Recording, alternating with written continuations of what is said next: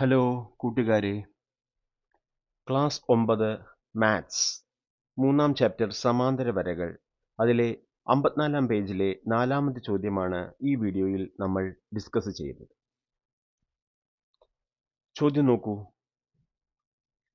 ചുവടെയുള്ള ആദ്യത്തെ ചിത്രത്തിൽ ഒരു വരയുടെ മുകളിലെ 2 കുത്തുകൾ വരയുടെ അറ്റങ്ങളുമായി യോജിപ്പിച്ച് 2 ത്രികോണങ്ങൾ വരച്ചിരിക്കുന്നു. രണ്ടാമത്തെ ചിത്രത്തിൽ ത്രികോണങ്ങളുടെ ഇടതും വലതും വശങ്ങളുടെ മധ്യബിന്ദുക്കൾ യോജിപ്പിച്ച് ഒരു ചതുർഭുജം ഉണ്ടാക്കിയിരിക്കുന്നു.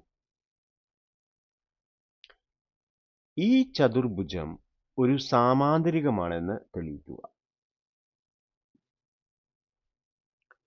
ഈ ചതുർഭുജം ചുവടെ പറയുന്ന ഓരോ രൂപങ്ങളുമാകാൻ മുകളിലെ കുത്തുകൾ എവിടെ ആയിരിക്കണമെന്ന് വിശദീകരിക്കുക. സമഭുജ സാമാന്തരികം, ചതുരം, സമചതുരം. ഒരു കുത്ത് വരയുടെ മുകളിലും ഒരു കുത്ത് താഴെയുമായി എടുത്താലും ഇതെല്ലാം ശരിയാകുമോ?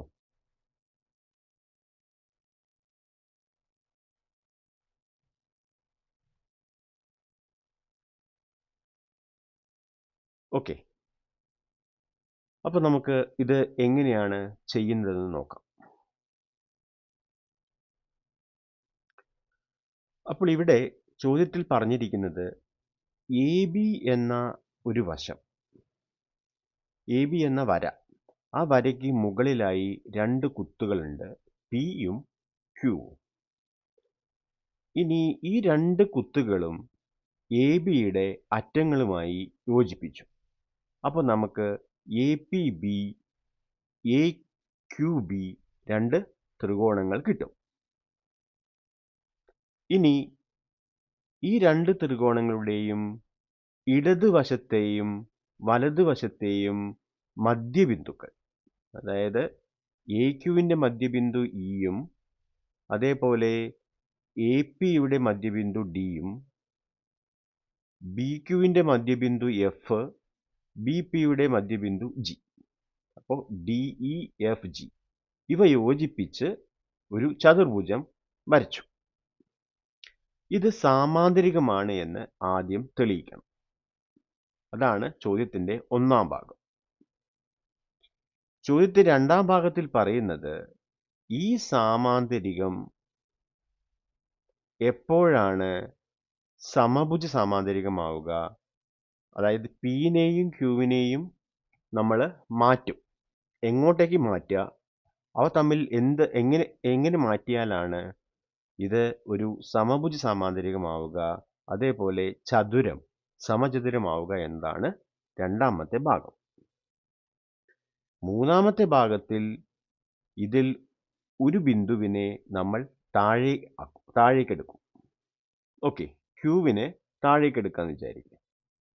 അപ്പോൾ നമുക്ക് എന്താണ്, ചെറിയൊരു മാറ്റം വരുമല്ലോ ഈ ചിത്രത്തിൽ. അതിലും ഈ പറഞ്ഞ കാര്യങ്ങൾ ശരിയായിരിക്കുമോ എന്നാണ് ചോദ്യം. ഇനി ഇവിടെ ആദ്യം നമ്മൾ ഈ പച്ച ചതുർഭുജം സാമാന്തരികമാണ് എന്ന് തെളിയിക്കാൻ പോവുകയാണ്. അതായത് പാരലലോഗ്രാം ആണെന്ന് തെളിയിക്കാൻ പോവുകയാണ്. അപ്പോൾ ഇവിടെ നമുക്ക് 2 ത്രികോണങ്ങൾ ഉണ്ട്. ത്രികോണം പി എ ബിയും അതേപോലെ ത്രികോണം ക്യു എ ബിയും.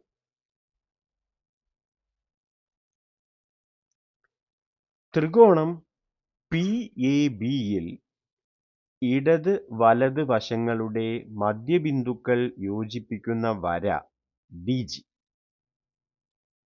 അത് പാദമായ എ ബിക്ക് സമാന്തരമാണ്, കൂടാതെ പകുതിയുമാണ്.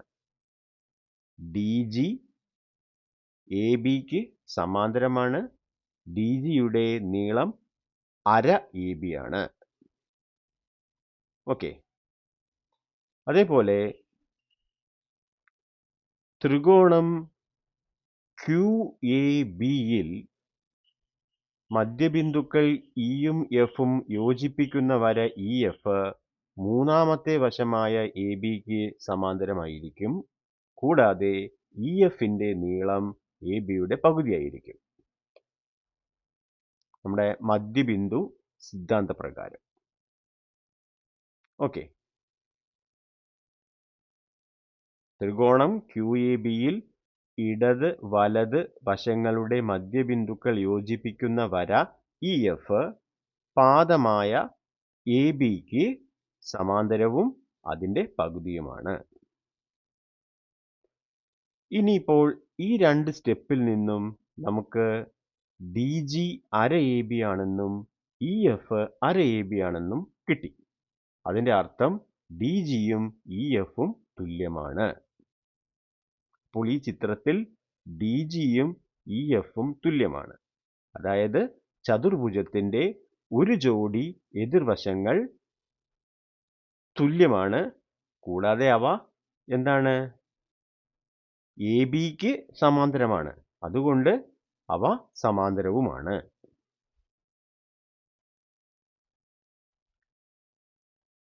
ഇതിൽ നിന്നും നമുക്ക് DGയും EFും പരസ്പരം സമാന്തരവും നീളത്തിൽ തുല്യവുമാണെന്ന് ലഭിക്കുന്നു. ഓക്കെ, അപ്പോൾ ഒരു ജോഡി എതിർവശങ്ങൾ സമാന്തരവും തുല്യവുമായാൽ ആ ചതുർഭുജം ഒരു സാമാന്തരികമാണ്. അപ്പോൾ DEFG എന്താണ്? സാമാന്തരികമാണെന്ന് തെളിഞ്ഞു.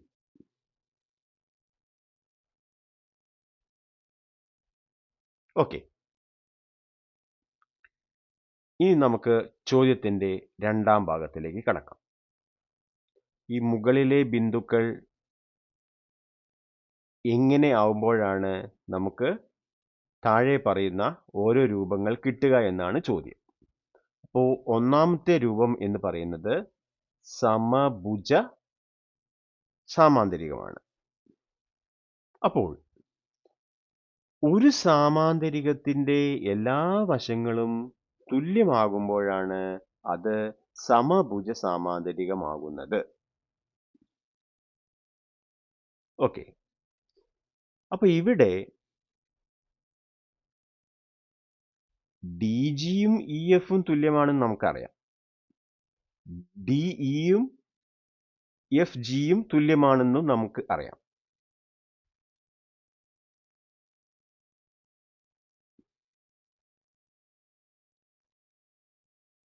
കാരണം അവര് എന്താണ്?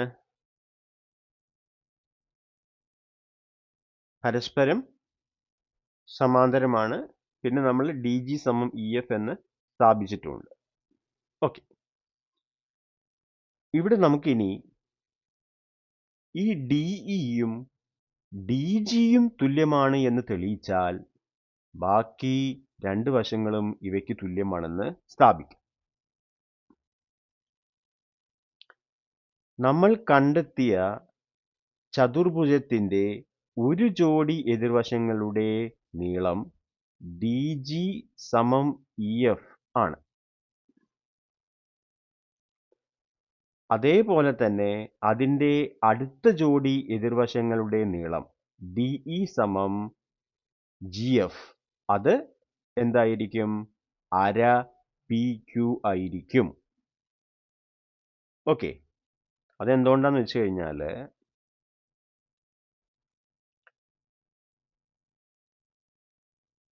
നമ്മൾ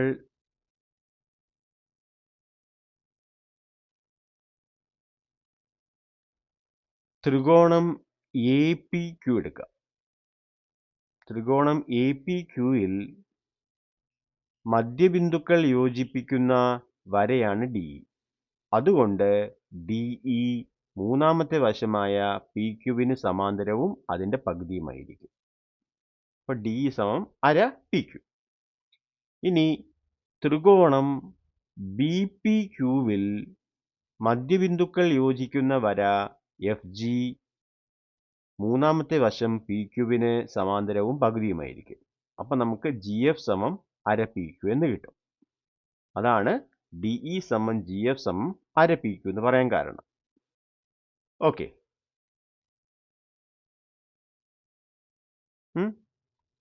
ഇനി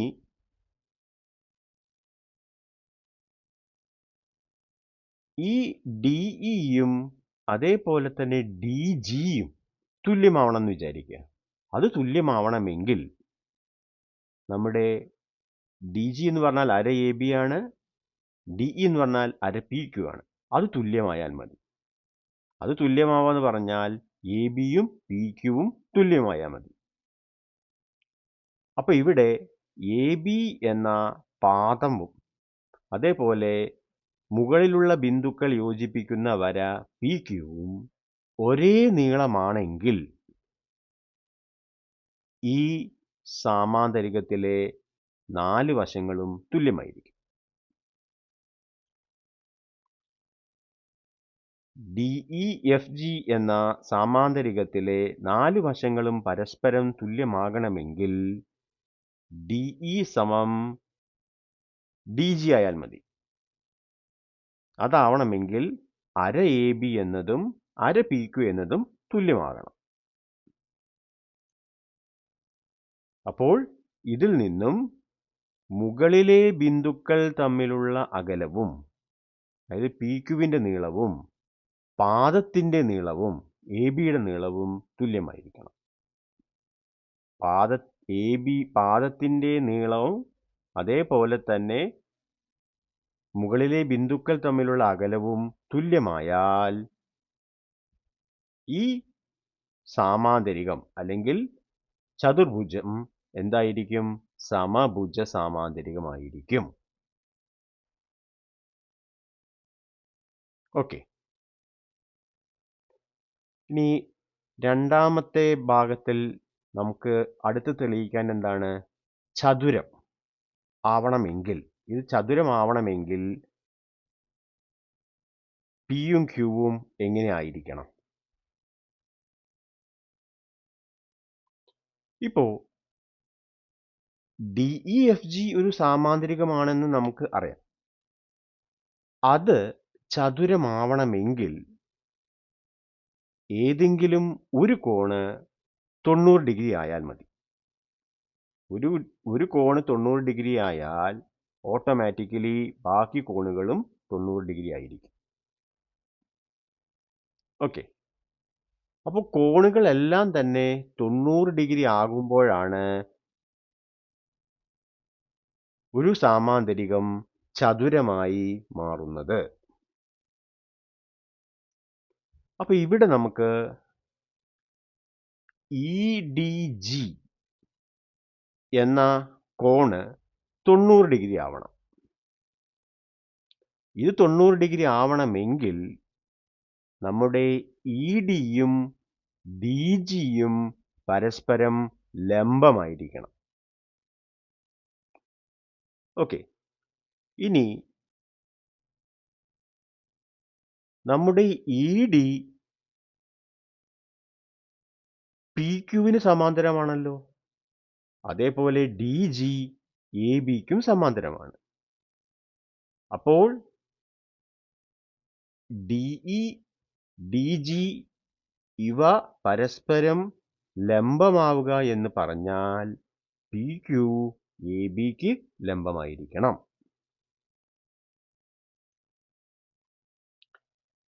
നമ്മൾ കണ്ടെത്തിയ സാമാന്തരികത്തിൻ്റെ വശങ്ങൾ തന്നിരിക്കുന്ന വരകളായ AB അതേപോലെ PQ ഇവയ്ക്ക് സമാന്തരമാണ്. അതുകൊണ്ട് മുകളിലെ ബിന്ദുക്കളെ യോജിപ്പിക്കുന്ന വരയായ PQവും പാദമായ ABയും തമ്മിലുള്ള അതേ കോൺ തന്നെ ആയിരിക്കും ഈ സാമാന്തരികത്തിൻ്റെ വശങ്ങൾ തമ്മിലും ഉണ്ടാകുന്നത്. അതാണ് ഇപ്പോൾ ഞാൻ ഇവിടെ പറഞ്ഞത്.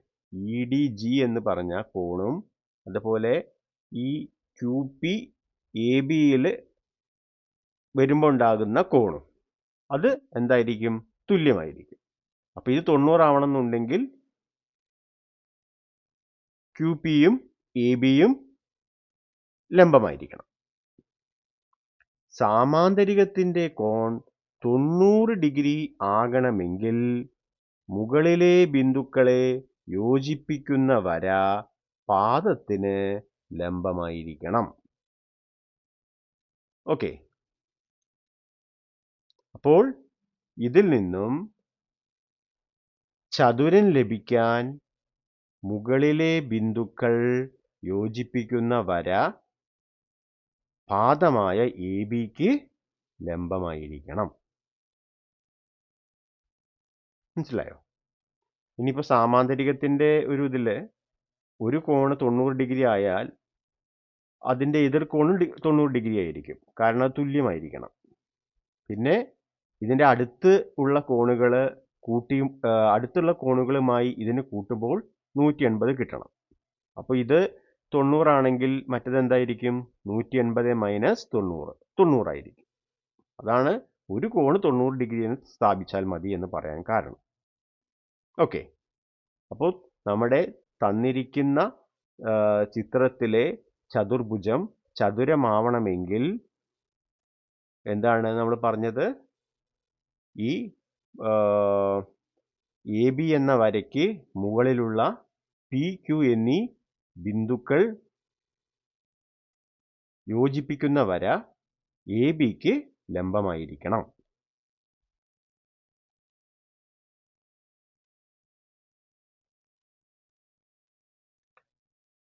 ഇനി ഈ സാമാന്തരികം സമചതുരമാവാൻ എന്ത് വേണം?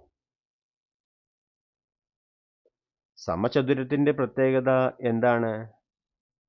4 കോണുകളും 90 ഡിഗ്രി ആയിരിക്കും. കൂടാതെ വശങ്ങളെല്ലാം തന്നെ തുല്യമായിരിക്കണം. അപ്പോൾ വശങ്ങൾ തുല്യമാക്കാൻ നമുക്കറിയാം. വശങ്ങൾ തുല്യമാവണമെങ്കിൽ നേരത്തെ നമ്മൾ പറഞ്ഞു എന്താണ്? പി ക്യു എ ബിക്ക് തുല്യമായാൽ മതി.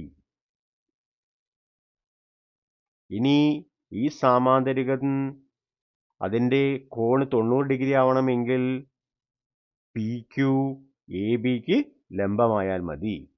അപ്പോൾ ഈ രണ്ട് നിബന്ധനകളും പാലിച്ചാൽ ഈ സാമാന്തരികം ഒരു സമചതുരമാവും. ഒരു സാമാന്തരികത്തിന്റെ എല്ലാ വശങ്ങളും തുല്യമാവുകയും കോണുകൾ 90 ഡിഗ്രി ആവുകയും ചെയ്യുമ്പോഴാണ് അത് സമചതുരമായി മാറുന്നത്.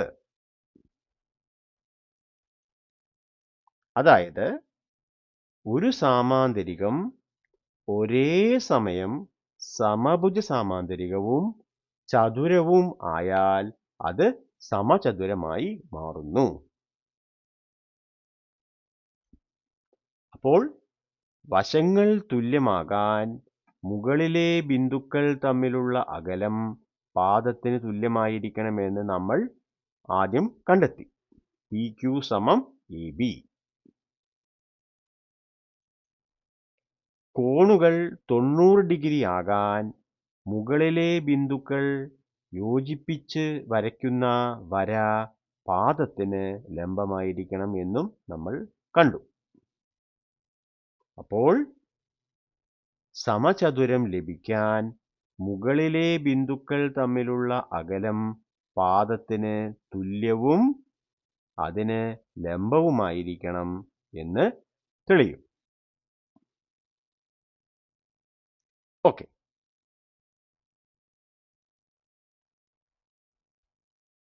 അപ്പോൾ ചോദ്യത്തിന്റെ രണ്ടാം ഭാഗത്തിൽ സമഭുജ സാമാന്തരികം, ചതുരം, സമചതുരം ഇവ ആവാനുള്ള നിബന്ധനകൾ എന്താണെന്ന് നമ്മൾ കണ്ടെത്തി.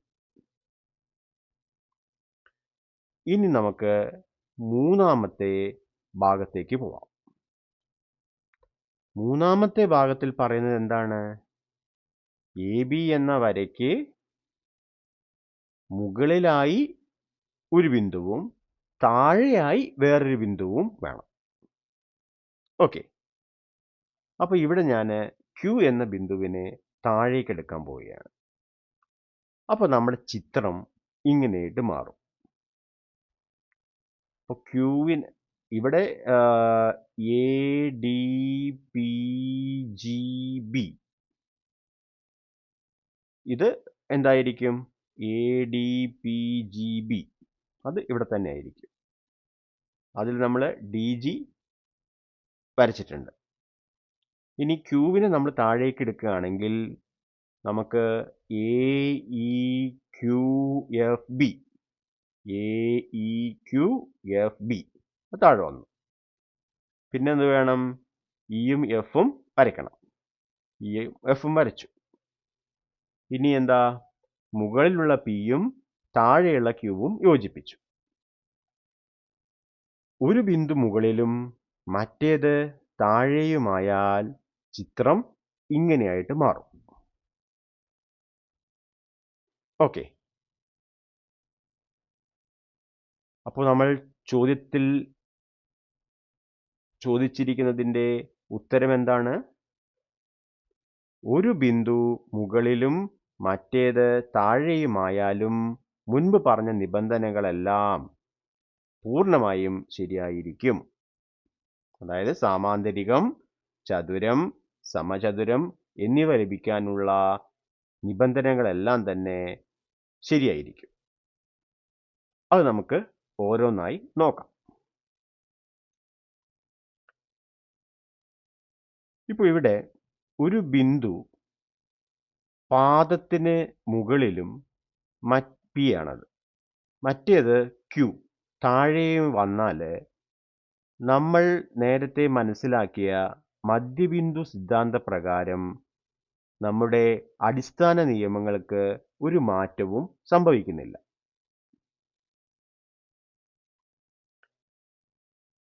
ഇവിടെ പാദത്തിന് മുകളിലുള്ള ത്രികോണം എ പി ബി അല്ലെങ്കിൽ പി എ ബി അങ്ങനെയും പറയാം. അത് പരിഗണിച്ചാൽ അതിൻ്റെ വശങ്ങളുടെ മധ്യബിന്ദുക്കൾ യോജിപ്പിച്ച വര ഡി ജി നമ്മുടെ എ ബിക്ക് സമാന്തരവും അതിൻ്റെ പകുതിയുമായിരിക്കും.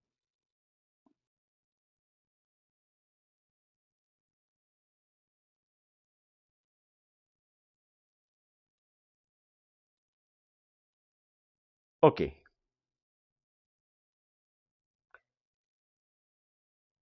ത്രികോണം എ പി ബി എടുത്തു കഴിഞ്ഞാൽ മധ്യബിന്ദുക്കൾ യോജിപ്പിച്ച് വരയ്ക്കുന്ന ഡി ജി എ ബിക്ക് സമാന്തരമാണ്, അത് പകുതിയായിരിക്കും. ഇനി ഇതേപോലെ നമുക്ക് പാദത്തിന് താഴെയുള്ള ത്രികോണം എ ക്യു ബി അല്ലെങ്കിൽ ക്യു എ ബി അത് പരിഗണിച്ചാൽ എന്തായിരിക്കും സംഭവിക്കുന്നത്?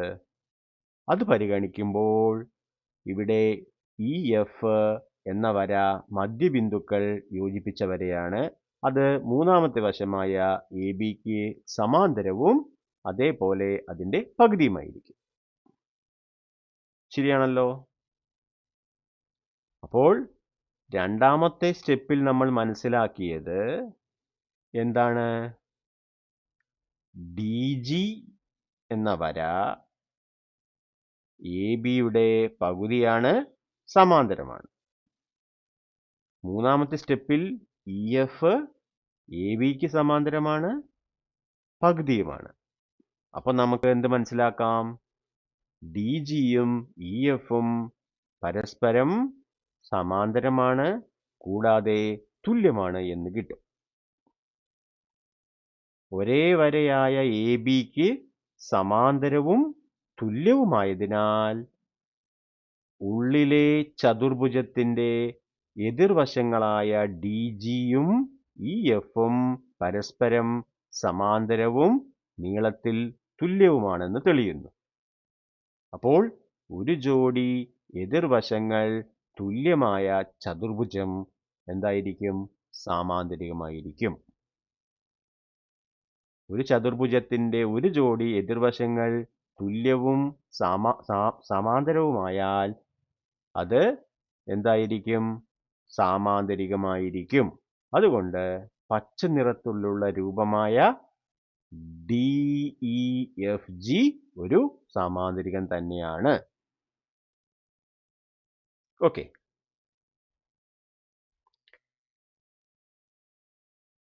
ഇനി ഈ Pനെയും Qവിനെയും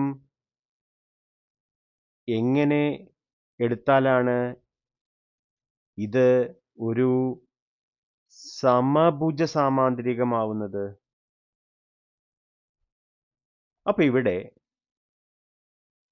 നമ്മുടെ PQ എന്ന വര മജന്ത വരയാണ്.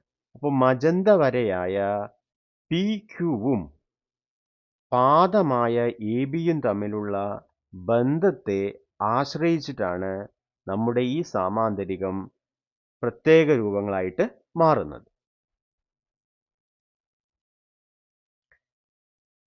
PQവിന്റെ നീളം ABക്ക് തുല്യമായാൽ ഈ അകത്തുള്ള സാമാന്തരികം ഒരു സമഭുജ സാമാന്തരികം ആയിരിക്കും. കാരണം DG എന്ന് പറഞ്ഞാൽ അര AB ആണ്,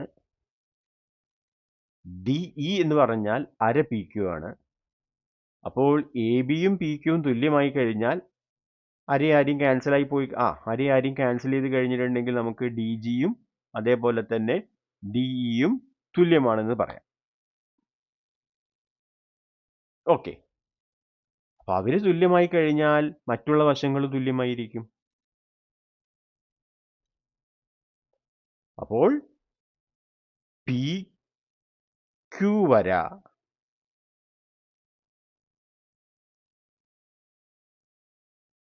നമ്മുടെ ABക്ക് ലംബമായി എന്ന് വിചാരിക്കുക.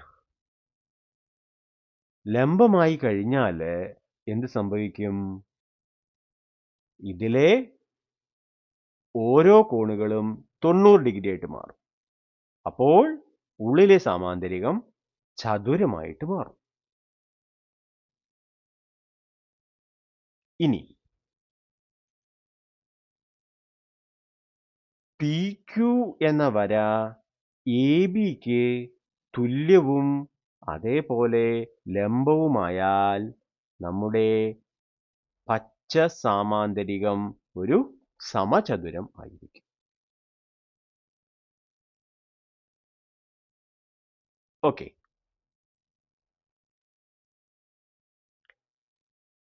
അപ്പോൾ നമ്മൾ എന്താണ്, ഒരു ബിന്ദു മുകളിലും മറ്റേ ബിന്ദു താഴെയുമായാലും നമ്മൾ പറഞ്ഞ എല്ലാ കാര്യങ്ങളും ശരിയായിരിക്കുമെന്ന് മനസ്സിലാക്കി. ഓക്കെ, അപ്പോൾ ഈ ചോദ്യം അതിൻ്റെ സൊല്യൂഷൻ നിങ്ങൾക്ക് മനസ്സിലായി കാണുമെന്ന് വിചാരിക്കുന്നു.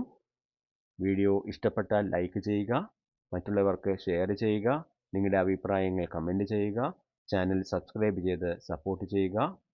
നമ്മൾ അടുത്ത ചോദ്യം അടുത്ത വീഡിയോയിൽ ചെയ്യുന്നതായിരിക്കും. അപ്പോൾ വീഡിയോ കണ്ട എല്ലാവർക്കും നന്ദി. അപ്പോൾ അടുത്ത വീഡിയോ വരെ എല്ലാവർക്കും ബൈ. Thank you.